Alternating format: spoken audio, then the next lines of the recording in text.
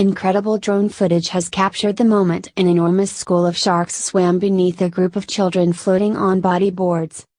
Photographer Sean Scott couldn't believe his eyes when he saw two 3-meter bronze whalers stalking the youngsters at Western Australia's Red Bluff Beach.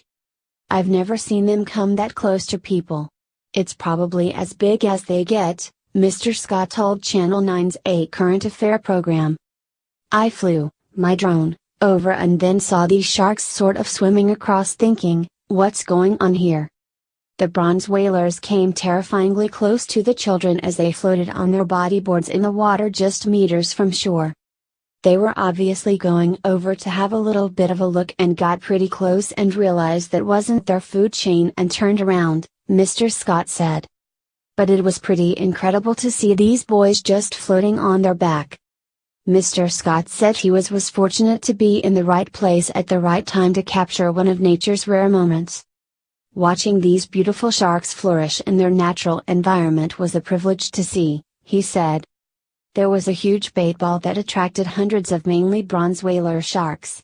What really impressed me was how people and the sharks were coexisting side by side.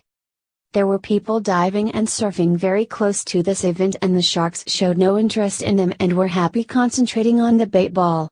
What I saw really emphasized just how special the Wa coastline is with such a flourishing healthy marine life.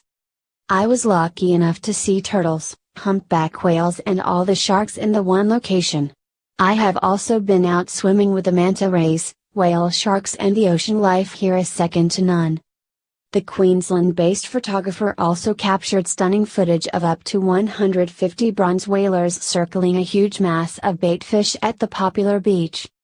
Surfers, swimmers and snorkelers gathered to get a rare close-up look of the action. Mr. Scott, who travels the world in the hope of capturing such moments, described it as something special that he'd never really seen before. "I constantly just kept flying the drone, bringing it back, changing SD cards, at the same time watching all these surfers," he said. "They were surfing further at the point and people were swimming up to the bait ball, looking into the bait ball." He added, "I was in awe of these sharks, they were beautiful looking sharks and there were so many of them, but they showed no interest."